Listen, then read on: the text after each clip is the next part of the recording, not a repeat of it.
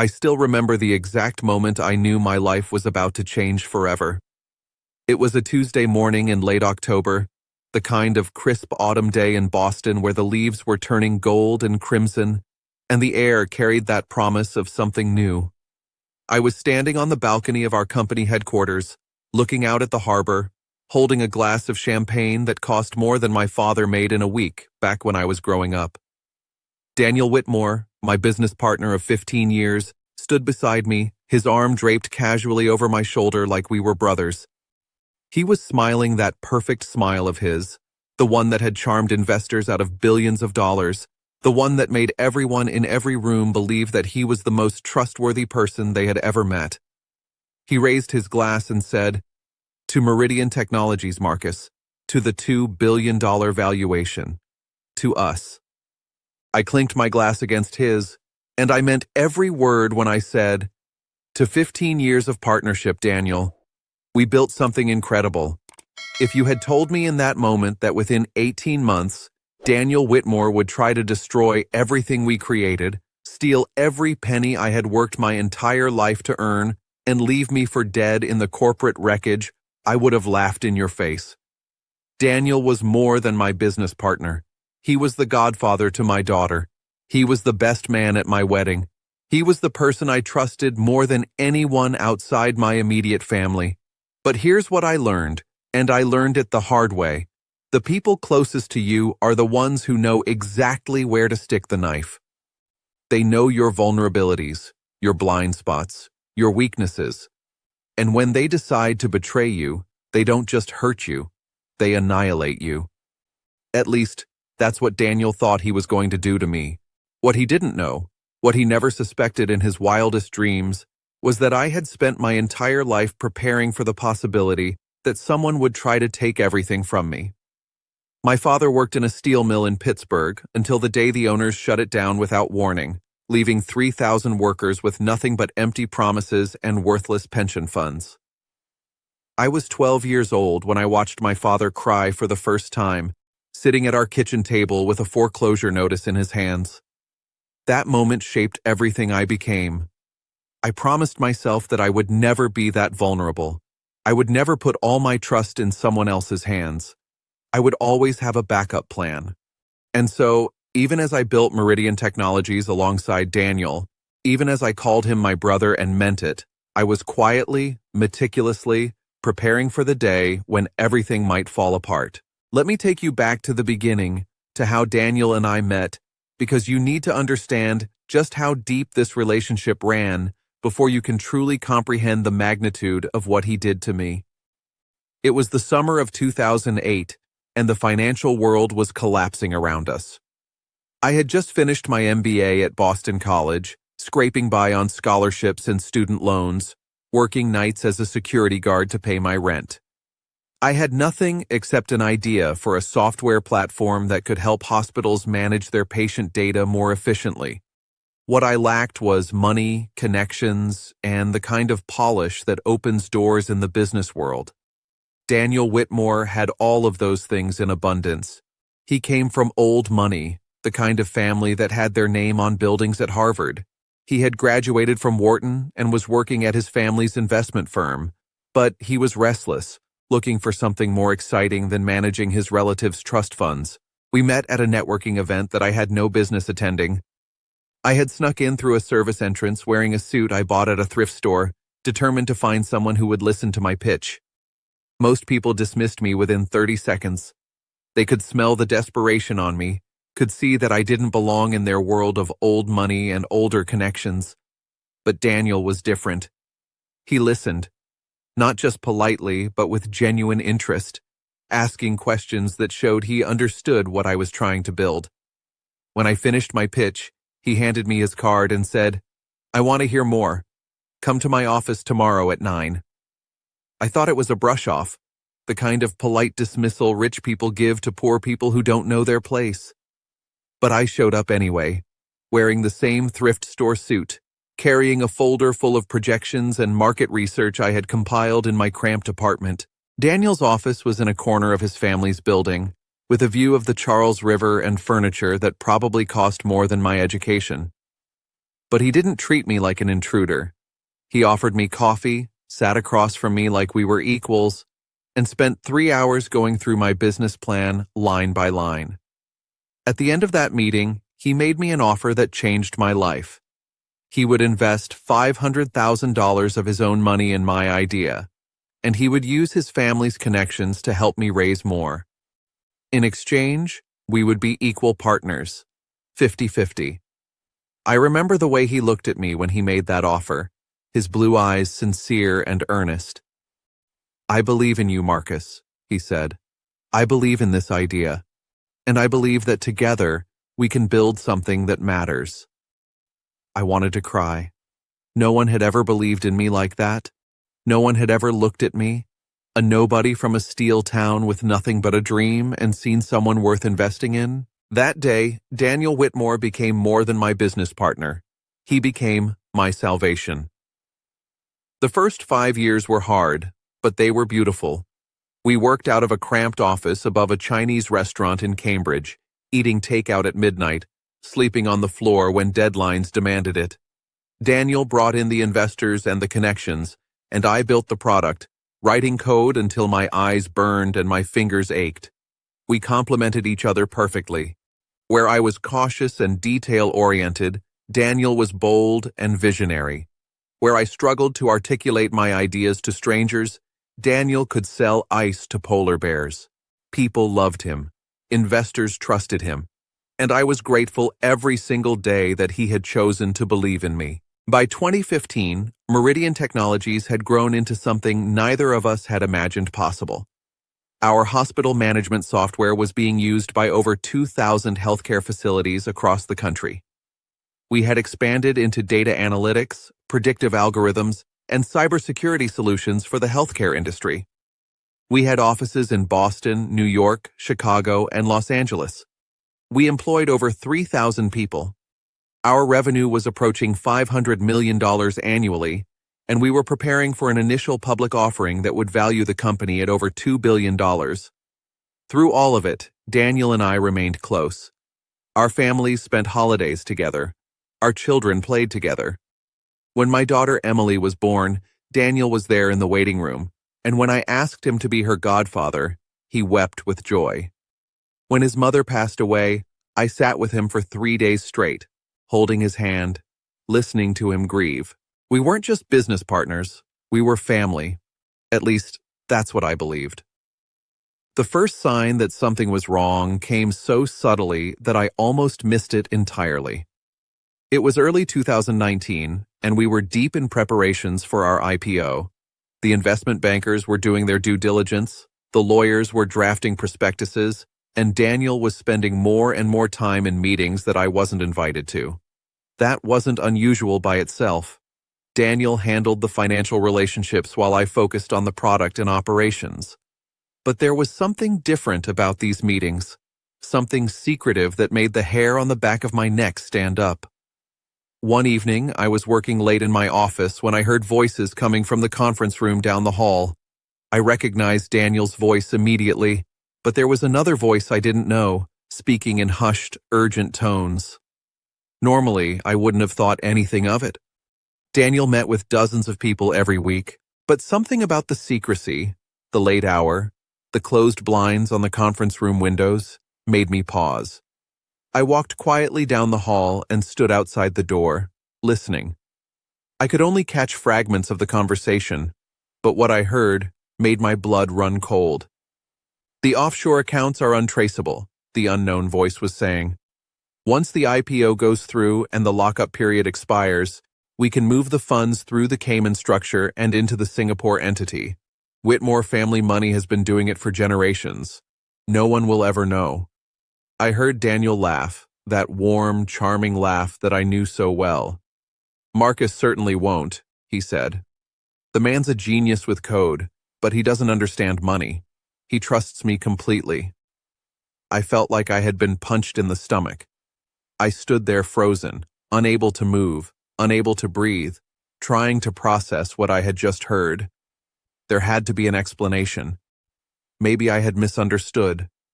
Maybe it was taken out of context. Maybe Daniel was talking about something else entirely. But even as I tried to convince myself, a cold certainty was settling into my bones. Something was very, very wrong. That night, I went home and told my wife Rebecca everything I had heard. Rebecca had never been as charmed by Daniel as everyone else seemed to be. She was polite to him, friendly even, but she had always kept a certain distance. When I finished telling her about the conversation, she looked at me with those intuitive eyes of hers and said, "I've always felt like there was something off about him, Marcus. Something behind that smile that didn't quite match." I wanted to argue with her. I wanted to defend Daniel, to explain that she didn't know him like I did, that she didn't understand the depth of our friendship. But the words died in my throat. Because deep down, in a place I had been afraid to acknowledge, I had felt it too. Little moments over the years that didn't quite add up. Times when Daniel's explanations seemed a little too smooth, a little too practiced. Glances he exchanged with certain investors that seemed to carry meanings I couldn't decipher. I had always dismissed these moments as paranoia, as the insecurity of a kid from a steel town who couldn't quite believe he belonged in this world. But now, those moments came flooding back, and they painted a picture I couldn't ignore. The next morning, I made a decision that would ultimately save everything I had built. I didn't confront Daniel. I didn't ask questions. I didn't let anything in my behavior change. Instead, I began to investigate. You have to understand, I'm not a financial expert. I can read a balance sheet and understand basic accounting, but the kind of sophisticated fraud that Daniel seemed to be planning was far beyond my expertise. I needed help, but I couldn't go to anyone at the company. I couldn't risk word getting back to Daniel. And so, I reached out to someone I had met years ago, at a charity event for families affected by corporate fraud.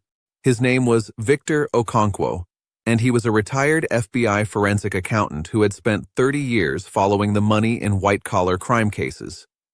He had helped bring down Ponzi schemers, embezzlers, and corporate raiders. More importantly, he was known for his discretion and his integrity. When I called Victor and explained what I had overheard, he didn't dismiss me or tell me I was being paranoid. He simply said, "Send me everything you have access to. Financial statements, board minutes, investment documents, everything. I'll take a look." It took me 3 weeks to gather all the documents without arousing suspicion. I worked late every night, copying files, downloading records, creating a complete financial history of Meridian Technologies from its founding to the present day. I told Rebecca I was preparing for the IPO due diligence, and she covered for me when Daniel asked why I seemed distracted. Then, I delivered everything to Victor in person, driving 3 hours to his home in rural New Hampshire to make sure there was no digital trail. Victor was a tall man in his 60s, with gray hair and kind eyes that turned sharp as steel when he talked about financial crime. He looked at the boxes of documents I had brought and nodded slowly. "This will take time," he said. "Months, probably. And I need you to understand something, Marcus. If your partner is doing what you think he's doing, confronting him before we have proof will be the worst mistake of your life. These kinds of people, they don't just steal money, they destroy evidence, they silence witnesses, they make problems disappear. You need to be patient, you need to be smart, and you need to pretend that nothing has changed." It was the hardest thing I had ever done. Every day I went into the office and smiled at Daniel. I laughed at his jokes. I sat in meetings with him and nodded along as he talked about our glorious future.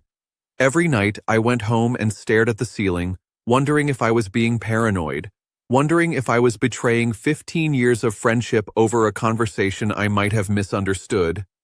But Victor's investigation was methodical and thorough, and within 2 months, he started finding things that made my blood run cold. The first thing Victor discovered was a network of shell companies that Daniel had created using his family's offshore infrastructure. These companies had no employees, no products, no services. They existed only on paper, in jurisdictions that asked no questions and kept no public records. But they had been receiving payments from Meridian Technologies for years.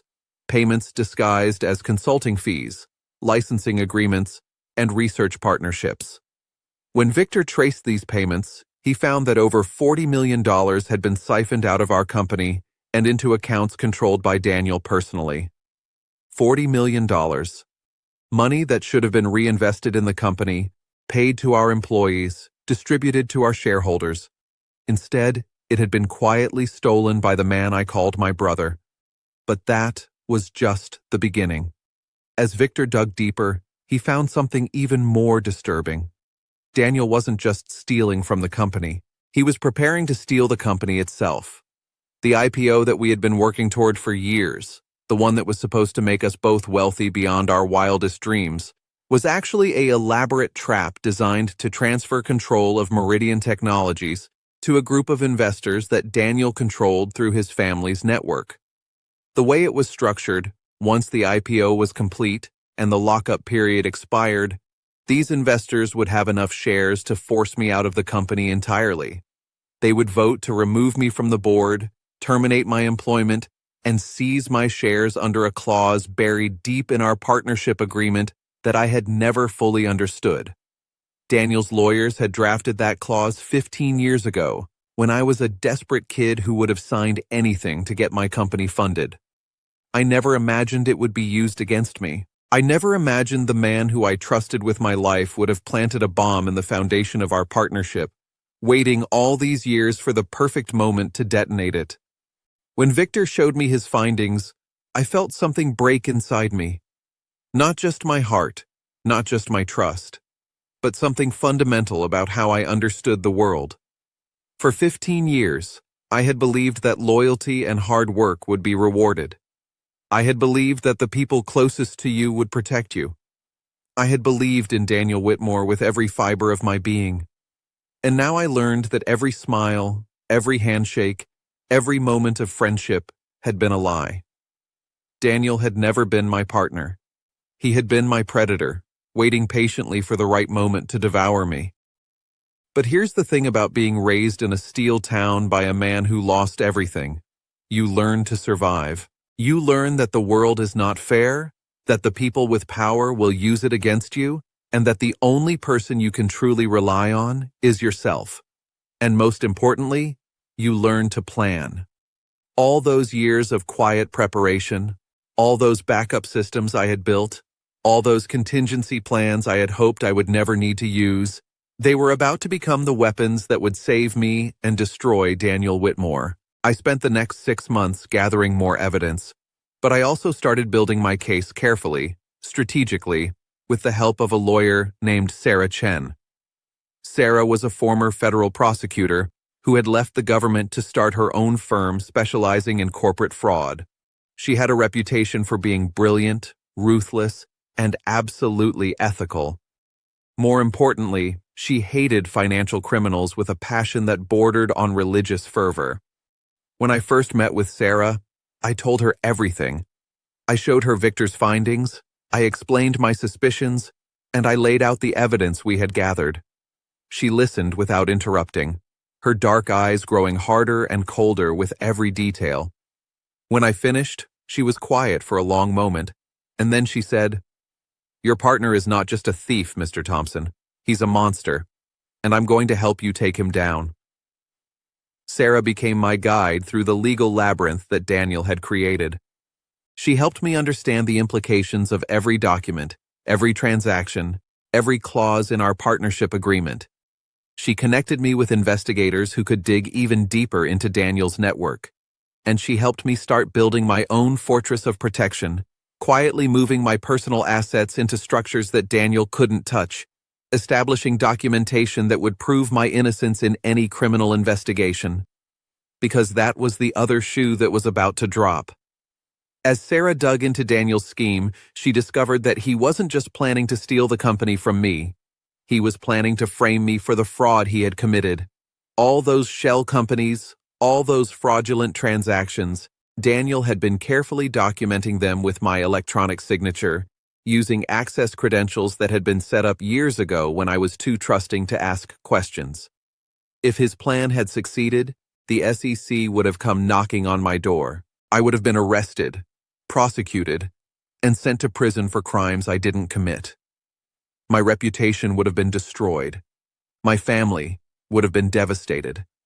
And Daniel Whitmore would have walked away with everything, a sympathetic victim of his criminal partner's greed. The level of planning, the years of patient manipulation, the sheer cold-bloodedness of the scheme, it was almost admirable in its evil. Daniel had spent 15 years building this trap, and he had done it while smiling at me across the table, while holding my daughter at her baptism, while crying on my shoulder when his mother died. I had never encountered such perfect deception in my life, and I hope I never will again. But here's what Daniel didn't know.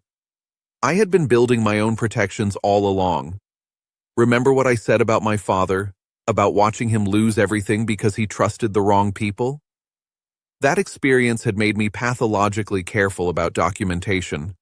Every major decision I made at Meridian Technologies, every transaction I approved, every meeting I attended, I kept personal records. Not just the official company records, but my own contemporaneous notes, emails to myself, voice memos, everything that would prove what I knew and when I knew it. I had been doing this for 15 years, and I had stored these records in multiple secure locations that Daniel knew nothing about. Additionally, I had made a decision years ago that now proved to be prescient. I had hired an independent accounting firm to conduct quarterly reviews of the company's finances, reporting directly to me without Daniel's involvement. At the time, Daniel had laughed about my paranoia. "You worry too much, Marcus," he had said. "That's why we're partners. I handle the money, you handle the product." But I had insisted, and those reports now provided a clear paper trail showing exactly when Daniel's fraudulent transactions had occurred and proving that I had no knowledge of them. Finally, and this was the most important protection of all, I had never given Daniel complete access to my personal financial information. He knew the broad strokes, of course. He knew what my salary was, what my stake in the company was worth, what my visible assets looked like, but he didn't know about the investments I had made outside the company, the emergency funds I had built up over the years, the backup plans I had created for exactly this kind of catastrophe.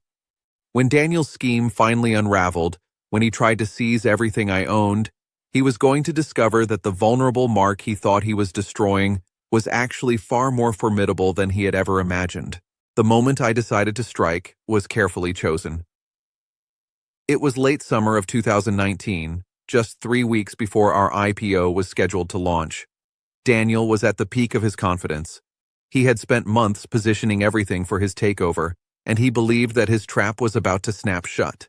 What he didn't know was that I had been feeding him false information for months.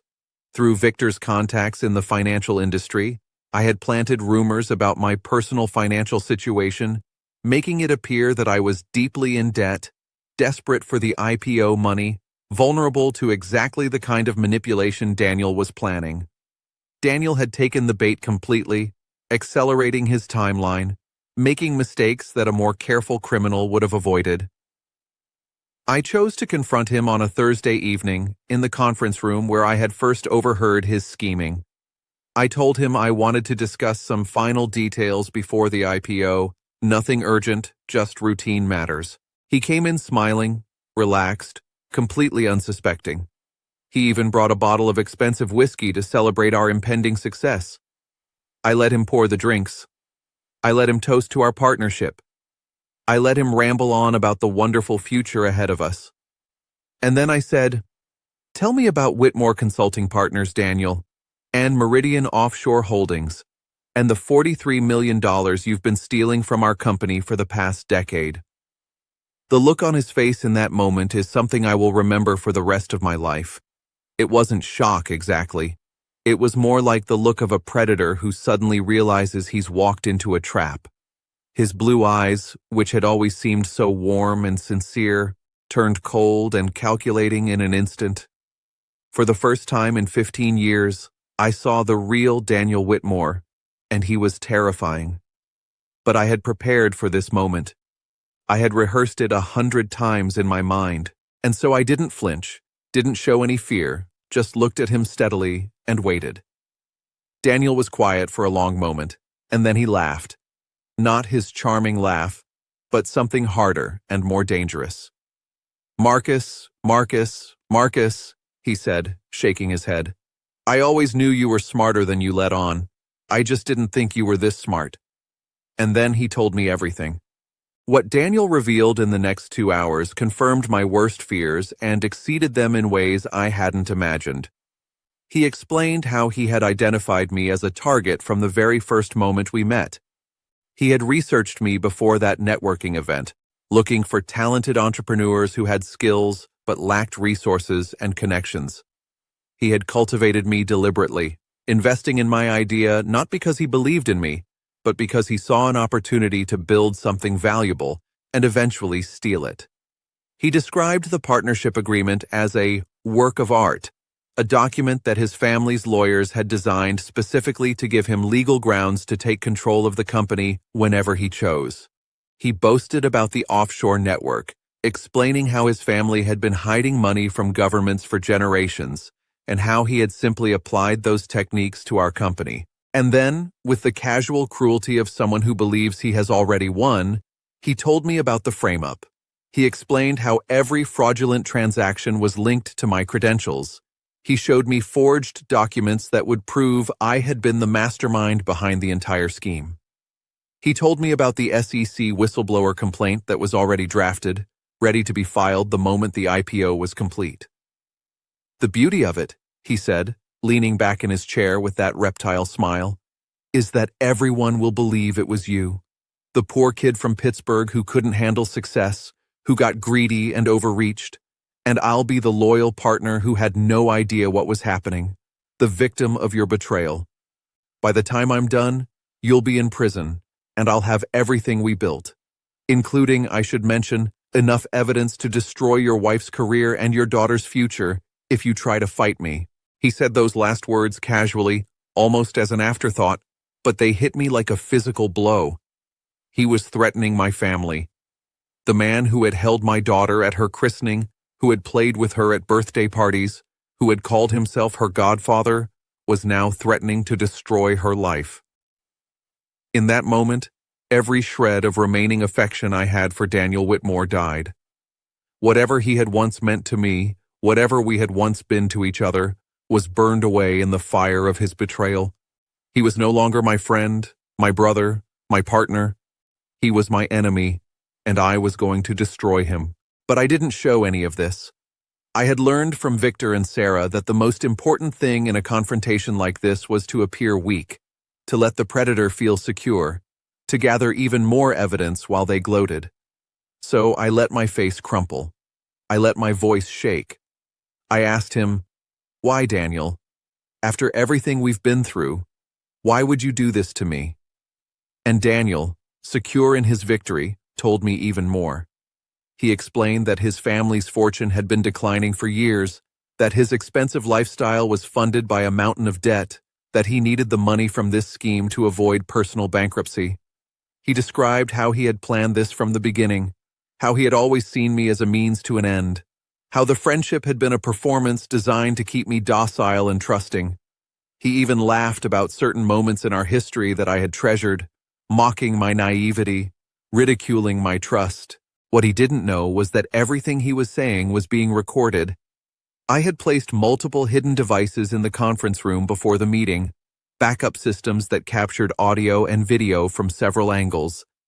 I was wearing a wire that Sarah had provided, a professional-grade device that law enforcement used in undercover operations, and I had arranged for Victor to be in the building, monitoring the feed in real time, ready to call federal agents if Daniel said anything that would justify immediate intervention. After 2 hours, Daniel finished his gloating and told me that I had a choice. I could cooperate with his plan, take a plea deal when the charges came, and serve a reduced sentence in a minimum security prison. In exchange, he would leave my family alone. Or I could try to fight him, in which case he would use every resource at his disposal to destroy not just me, but everyone I loved. I pretended to consider his offer. I asked for time to think about it, to consult with my wife. Daniel agreed, confident that I would eventually submit. He even offered me another glass of whiskey as a gesture of magnanimity. And then I said something that wiped the smile off his face forever. "Daniel," I said, "before I give you my decision, there's something you should know. Do you remember about 6 months ago when you told me that I didn't understand money? That I trusted you completely?" He nodded, looking slightly confused. "Well," I continued, "you were half right. I don't understand sophisticated financial schemes the way you do, but you were wrong about the trust. I stopped trusting you the night I overheard you talking about the offshore accounts. I've spent the last 6 months working with a former FBI forensic accountant and a former federal prosecutor, and we've documented everything. Every shell company, every fraudulent transaction, every forged document with my credentials. We have witness statements from 3 of your associates who have agreed to cooperate with investigators. We have bank records from 5 different countries. We have a complete paper trail proving that you orchestrated this entire scheme without my knowledge or participation." Daniel's face went pale. For the first time since I had known him, he looked genuinely afraid. "And right now," I continued, "there are federal agents waiting outside this building with an arrest warrant. They've been listening to everything you just said, every confession, every threat against my family, everything. Your scheme is over, Daniel, and you're going to prison for a very, very long time." The door to the conference room opened, and Sarah Chen walked in, followed by 2 FBI agents and Victor Okonkwo. Daniel's head snapped toward them, then back to me, his face a mask of disbelief and fury. "You recorded me!" he hissed. "After everything I did for you, you recorded me like I was some kind of criminal." I stood up and looked him in the eye. "No, Daniel. I recorded you like the criminal you are. The difference is important." The FBI agents moved forward, and Daniel's bravado finally crumbled. He tried to run, but there was nowhere to go. He tried to claim that everything he had said was a joke, a test, but the recording was clear and unambiguous. He even tried to threaten me one last time, promising that his family's lawyers would make my life a living hell. But his voice was shaking now, the voice of a man who finally understood that he had lost everything. As they led Daniel away in handcuffs, he looked back at me with such hatred in his eyes that it made my blood run cold. "This isn't over," he said. "I'll destroy you. I'll destroy everything you love. You think you've won, but you have no idea what my family is capable of." I didn't respond. I just watched him go, feeling a strange mixture of satisfaction and grief. Part of me had loved Daniel Whitmore. Part of me had believed in our friendship with all my heart. And even now, even after everything he had done, there was a small piece of me that mourned for the man I thought I knew. But the grief was overwhelmed by something stronger. The knowledge that I had protected my family, saved my company, and defeated my enemy through patience, intelligence, and careful planning. The kid from the steel town had won. The betrayer had been exposed. And justice, for once, had actually been served. But the story doesn't end there. Not even close. What happened next would test me in ways I never imagined, would push me to the very edge of my moral limits, and would ultimately reveal the full extent of Daniel Whitmore's treachery. The weeks after Daniel's arrest were chaotic, but they were also clarifying. The IPO was immediately suspended while federal investigators combed through every aspect of Meridian Technologies' finances. The board of directors held emergency meetings. Employees panicked, uncertain about their futures. The media descended on the story like vultures, hungry for every salacious detail. Through it all, I worked to hold the company together. I gave statements to investigators, spent hours in depositions, and communicated constantly with our employees and shareholders. Sarah Chen became my constant companion, guiding me through the legal maze, protecting me from the dozens of lawsuits that Daniel's family was already filing in retaliation. Victor Okonkwo continued his investigation, working with the FBI to trace every dollar that Daniel had stolen and identify every person who had helped him. What we discovered was staggering. Daniel's fraud wasn't just about stealing from Meridian Technologies. It was part of a decades-long pattern of financial crimes that stretched back to his grandfather's generation. The Whitmore family had been running sophisticated schemes for nearly a century, using their wealth and connections to avoid accountability while destroying countless lives. We found evidence of at least a dozen other victims, entrepreneurs, and business partners who had been manipulated, defrauded, and discarded by various Whitmore family members over the years. Some of them had lost everything. Some of them had gone to prison for crimes they didn't commit. Some of them had taken their own lives. I was almost added to that list, another casualty of the Whitmore family's predatory practices. The knowledge that I had escaped that fate, that I had actually turned the tables on my betrayer, gave me a strength I hadn't known I possessed. But it also filled me with a responsibility I hadn't anticipated. I wasn't just fighting for myself anymore. I was fighting for everyone Daniel and his family had ever hurt, and I was determined to make sure they faced the full consequences of their crimes. The trial began in the spring of 2020, just as the world was shutting down for the pandemic. It was conducted under extraordinary circumstances, with masks and social distancing and all the strange rituals of that terrible year. But the strangeness of the setting couldn't diminish the drama of what was unfolding in the courtroom. Daniel's defense team was formidable, an army of expensive lawyers who tried every possible strategy to discredit the evidence against him. They attacked my credibility, suggesting that I had known about the fraud all along and was now trying to pin the blame on my partner. They attacked Victor's investigation, claiming that his methods were biased and unreliable.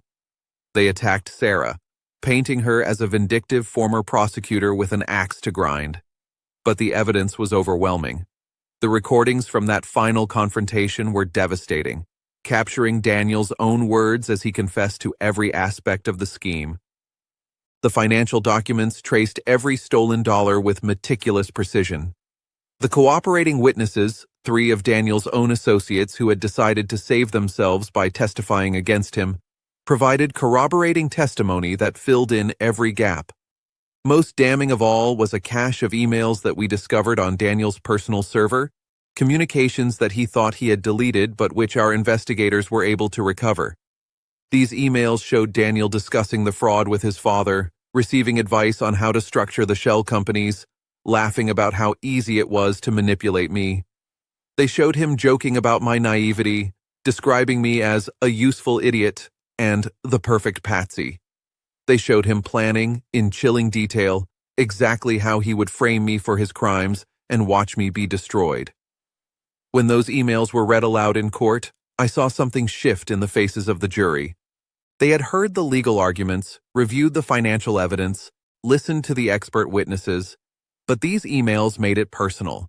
They revealed Daniel Whitmore as a cold, calculating predator who had targeted me deliberately and betrayed me systematically. Whatever sympathy they might have had for a wealthy man caught in a complex financial dispute evaporated in the face of his own words. The jury deliberated for less than a day. They found Daniel guilty on all 23 counts, including wire fraud, securities fraud, conspiracy, and making false statements to federal investigators. The judge, a stern woman who had clearly been disgusted by what she heard during the trial, scheduled sentencing for the following month. While we waited for sentencing, I had a decision to make. Sarah had been advising me on potential civil lawsuits against Daniel and his family, cases that could recover some of the money that had been stolen and hold them accountable for the damage they had caused. But she had also warned me that this path would be long, expensive, and emotionally draining. The Whitmores had vast resources and no moral compunctions about using them. They would fight with everything they had, dragging the litigation out for years, making my life miserable in ways both legal and otherwise. Part of me wanted to walk away, to take whatever I could recover from Daniel's frozen assets and focus on rebuilding my company and my life. I had already won the criminal case. Daniel was going to prison. My name was cleared. My family was safe. Why risk everything for a protracted civil war with a powerful family that had already shown they were willing to destroy anyone who crossed them? But another part of me couldn't let it go. Not because of the money, although the money was certainly significant, but because of all those other victims, all those other people who had been crushed by the Whitmore family over the decades. If I walked away, if I accepted a quiet settlement and moved on with my life, the Whitmores would learn nothing. They would continue their predatory practices, finding new victims, destroying new lives. I would be complicit in their future crimes by my silence. So I made a decision that would define the next 3 years of my life. I told Sarah to pursue every legal avenue available. I told Victor to continue his investigation, to find every hidden asset, every concealed account, every secret the Whitmore family was hiding. And I reached out to the other victims we had identified, offering to share our resources and coordinate our efforts. Some of them were skeptical, afraid of what the Whitmores might do to them if they spoke out. But others were eager to join the fight, to finally hold their tormentors accountable after years of suffering in silence. Within months, I was leading an informal coalition of 12 former Whitmore victims, a group that ranged from elderly retirees who had lost their pensions to young entrepreneurs who had been targeted just like me. Together, we filed a coordinated series of civil lawsuits against Daniel, his father, his uncle, and several companies controlled by the Whitmore family. We retained the best investigative journalists in the country and shared our evidence with them, sparking a series of exposés that revealed the full extent of the Whitmore crimes. We lobbied legislators to strengthen laws against financial fraud and made ourselves available to testify at every hearing. The Whitmores fought back viciously. They filed countersuits accusing me of defamation and conspiracy. They hired private investigators to dig into my personal life, looking for anything that could be used to discredit me. They pressured some of my business partners to sever their relationships with Meridian Technologies. They even tried to intimidate Rebecca, sending threatening letters to her workplace and following her car in ways that were clearly designed to frighten her. But I had anticipated all of this. Sarah had warned me that the Whitmores would escalate, and we had prepared accordingly. I had hired security for my family. I had documented every threatening communication and reported them to law enforcement. I had established secure channels for communicating with my allies, and I had made sure that every piece of evidence in our possession was backed up in multiple secure locations so that nothing could be destroyed or suppressed. Most importantly, I refused to be intimidated. Every time the Whitmores attacked, I responded publicly and forcefully. Every time they tried to silence one of our witnesses, I found 3 more willing to speak out. Every time they filed a frivolous lawsuit, I counterattacked with legitimate claims that exposed more of their wrongdoing. I became, in effect, the public face of resistance against a criminal family that had operated with impunity for generations. The media loved the story, of course. A self-made entrepreneur from a working-class background taking on an old money dynasty that had been exploiting people for decades. It was the kind of David versus Goliath narrative that resonates with audiences, and I used that narrative ruthlessly to keep the pressure on. I gave interviews, spoke at conferences, wrote op-eds. I made sure that the Whitmore name became synonymous with financial fraud and abuse of power. And slowly, gradually, the tide began to turn. Judges started ruling in our favor, rejecting the Whitmore's frivolous motions and allowing our cases to proceed. Investigators found new evidence that expanded the scope of the crimes. Key Whitmore allies began to distance themselves, unwilling to be tainted by association. Banks that had turned a blind eye to suspicious transactions suddenly became cooperative with law enforcement. The Whitmore fortress was crumbling, and I was leading the siege. Daniel's sentencing was a moment I will never forget. The courtroom was packed with journalists, victims, and supporters who had followed the case from the beginning. Daniel was brought in wearing an orange jumpsuit, his once handsome face pale and haggard from months of pretrial detention. He no longer looked like the confident, charming partner I had trusted for 15 years.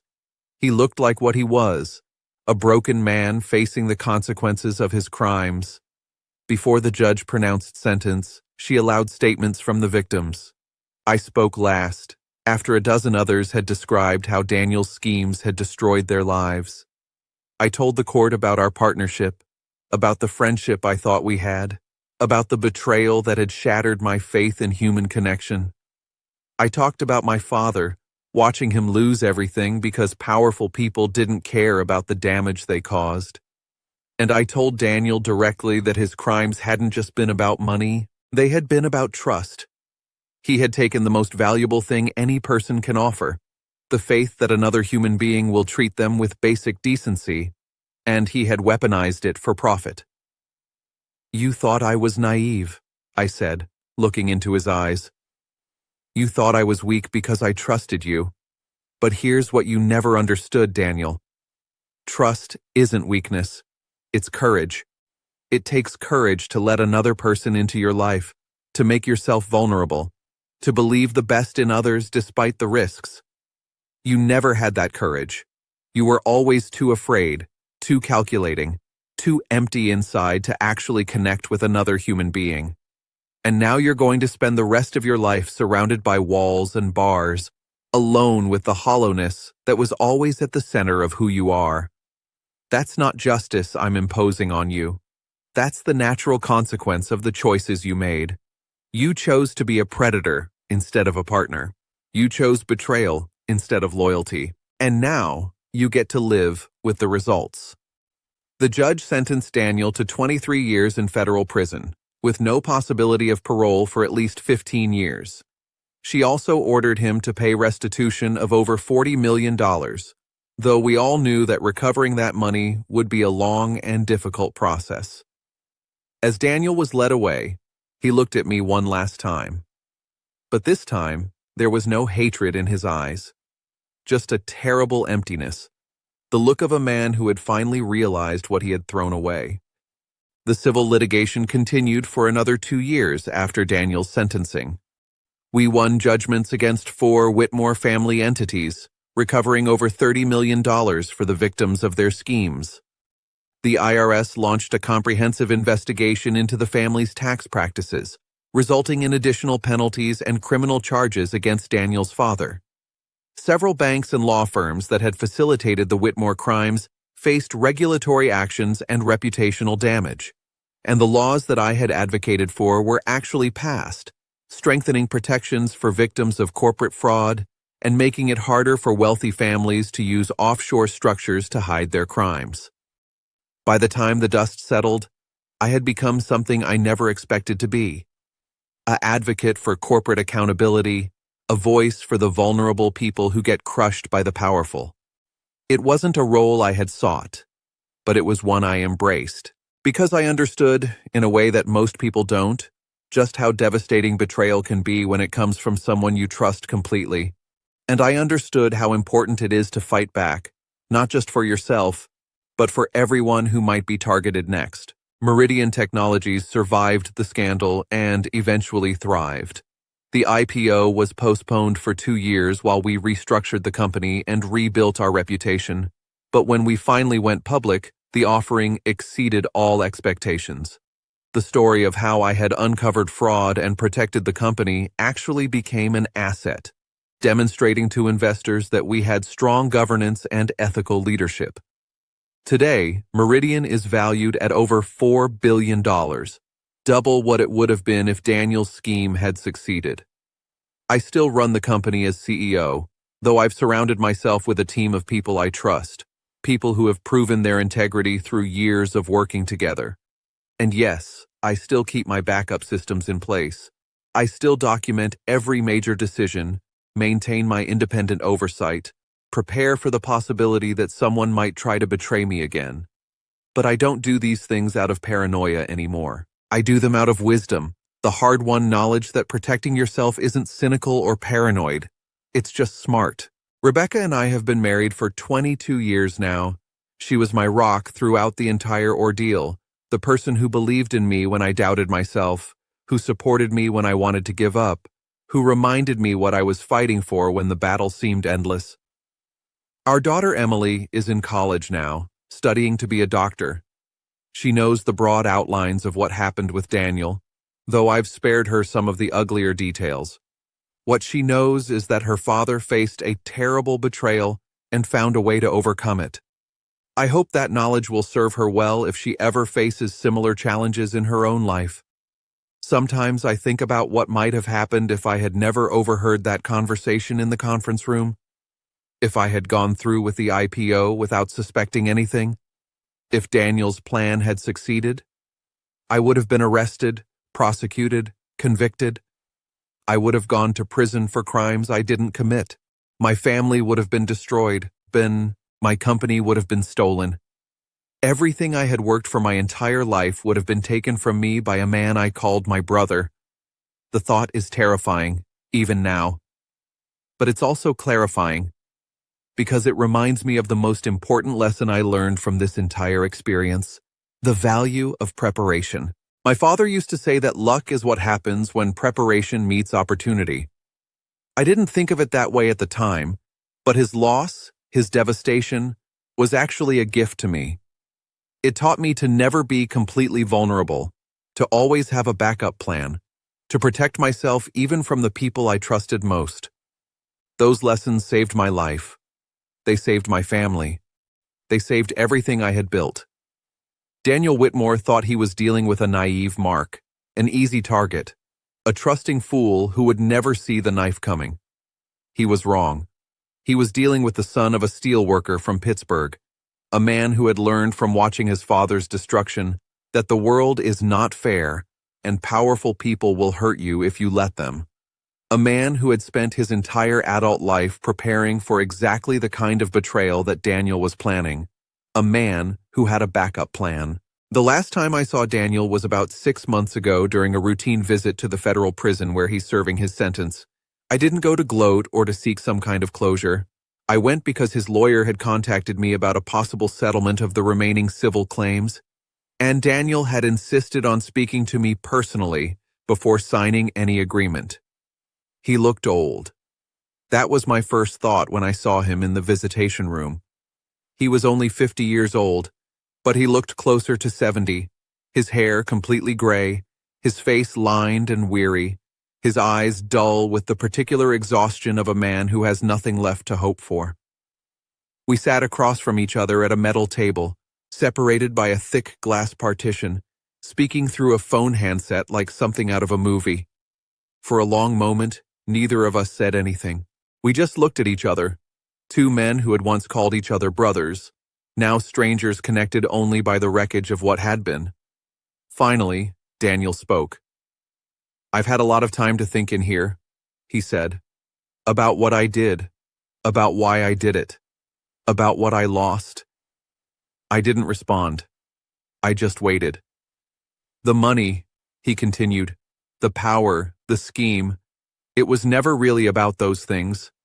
It was about proving something, proving that I was smarter than everyone else, proving that I could win, that I could get away with anything, that the rules didn't apply to me." He paused, his eyes distant. "My father raised me to believe that the world was divided into predators and prey, and that the only choice was which one you were going to be. I chose to be a predator, and I chose you as my prey because you were everything I wasn't. Genuine, hardworking, good. I wanted to destroy those things because they made me feel small." I listened to his confession, and I searched myself for some response. Anger, satisfaction, pity, something. But all I felt was a vast, empty sadness. Not for Daniel, exactly. He had made his choices and was facing the consequences. The sadness was for what might have been, for the partnership that could have been genuine, for the friendship that could have been real, for all the good we could have done together if Daniel had been the man I thought he was. "I forgive you, Daniel," I finally said. And I meant it. Not because he deserved forgiveness, not because what he did was forgivable, but because carrying hatred for another person is a poison that destroys you from within. I had spent enough years fighting Daniel Whitmore. I didn't want to spend any more years hating him. Daniel looked at me with something like wonder, as if he couldn't quite believe what he was hearing. "Why?" he asked. "After everything I did to you, why would you forgive me?" I thought about the question carefully before answering. Because I won, I said. I protected my family. I saved my company. I exposed the truth. And now I get to go home to people who love me, build things that matter, live a life that means something. You don't get to take any of that from me. You never did. And holding on to anger toward you would just give you power over me that you don't deserve. I stood up, preparing to leave. Sign the settlement, Daniel. Let the victims have some peace. It's the only good thing you can still do. He nodded slowly, and I knew that he would. Not because he had suddenly developed a conscience, but because he had nothing left to fight for.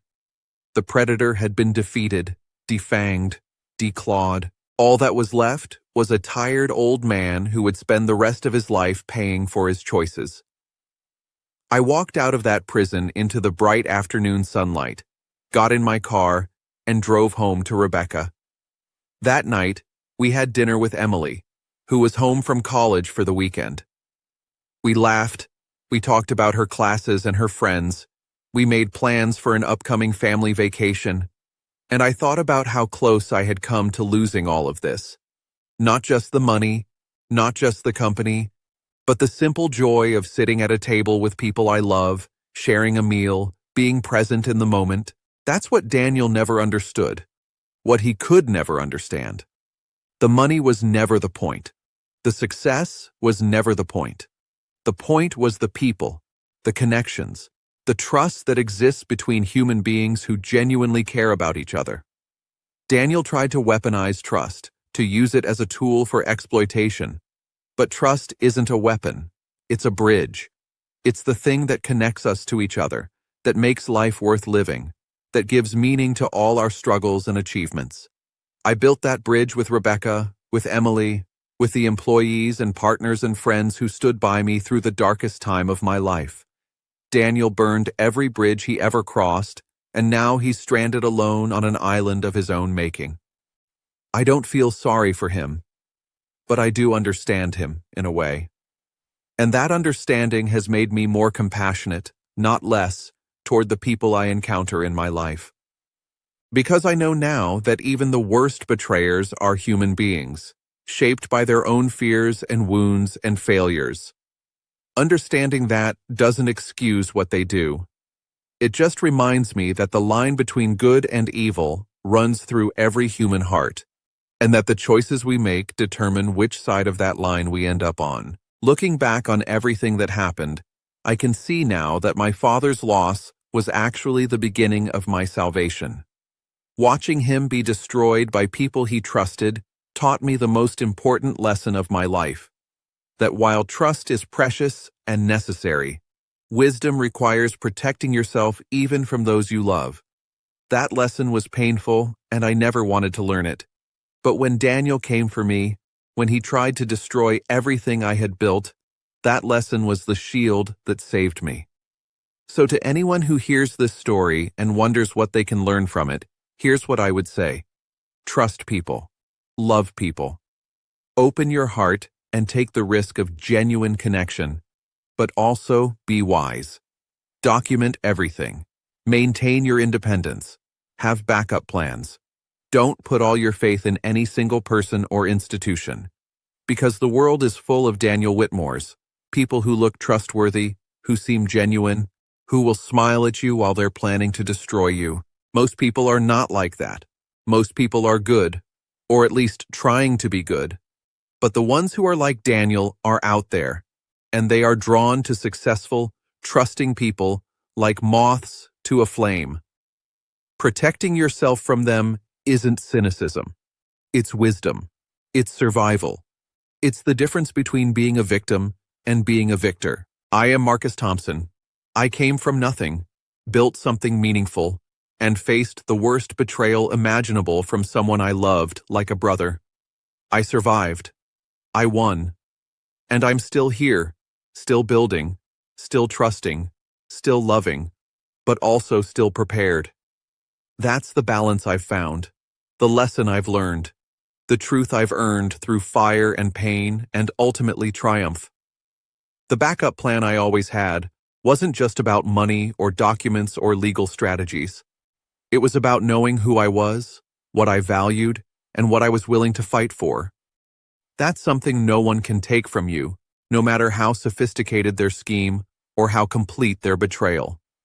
Your identity, your values, your commitment to the people you love, those are the true backup plans that will save you when everything else fails. Daniel Whitmore is in prison, where he belongs. His family's empire of fraud is crumbling, exposed to the light of truth. The victims he hurt are receiving some measure of justice and closure.